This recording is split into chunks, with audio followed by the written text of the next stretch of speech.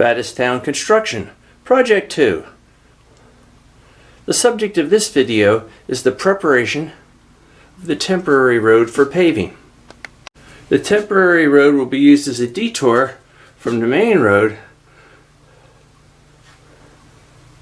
so that we can get the traffic out of the middle of the development. Here the new section of road to the temporary bridge has been dug out and is awaiting stone. Before we can get into the milling project specifically, we should review what the miller or our milling machine is. Back at the yard you see our WorkGen asphalt milling machine, model 2200. This particular machine was built in 2012.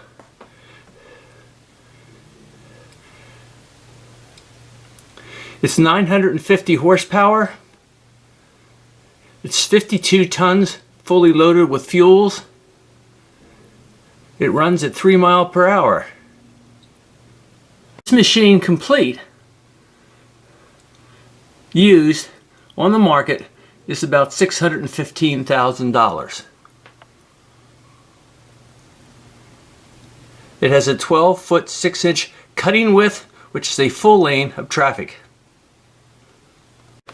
You can take the canopy off and you can see up close the driver. It's his job to direct the direction of the machine. The machine goes in the direction that he's facing. The asphalt, which has been grinded up from the street.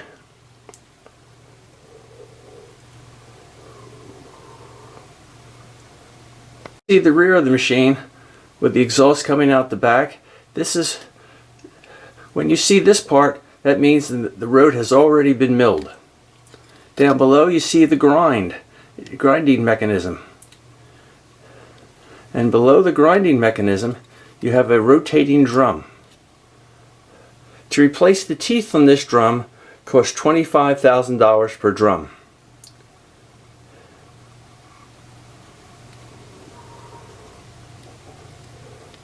The controls are right above my thumb.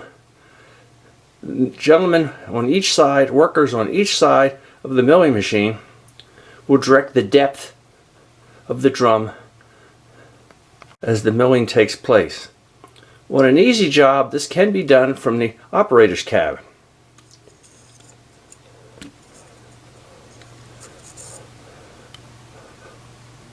But on roads with a heavy curve or slope, it's necessary to make precise judgments, and that's done by hand from this control panel or using a remote in the hands of the operator.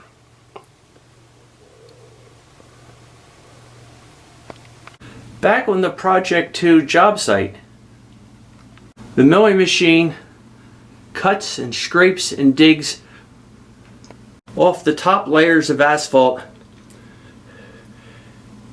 It goes up in through the machine and out the boom into the back of a truck.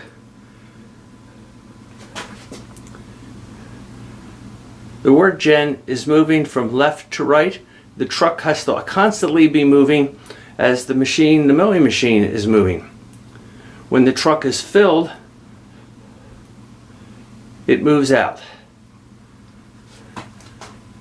And 2 other trucks are waiting in the queue to back into position.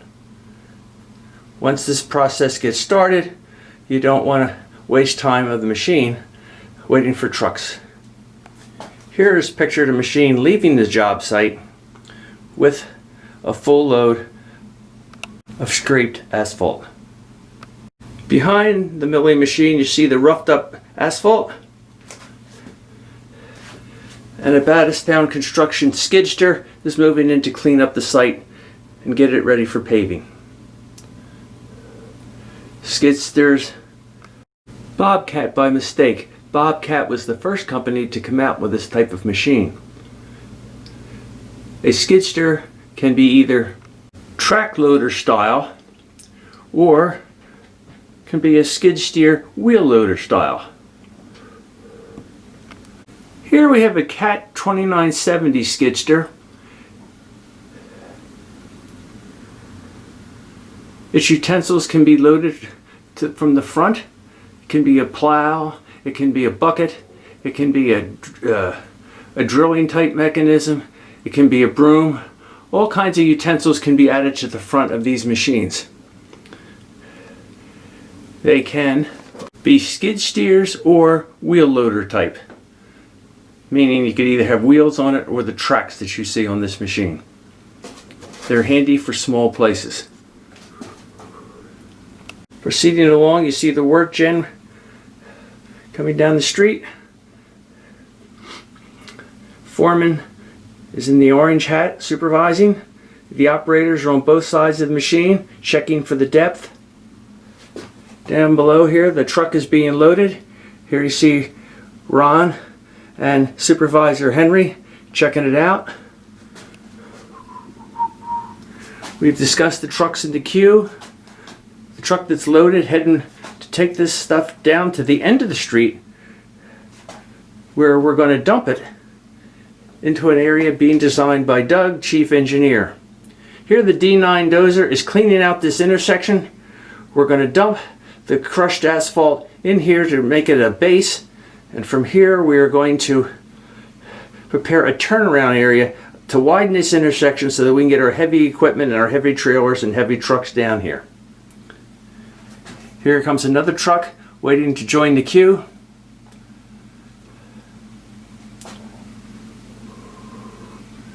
Chief Engineer Doug's Mercedes.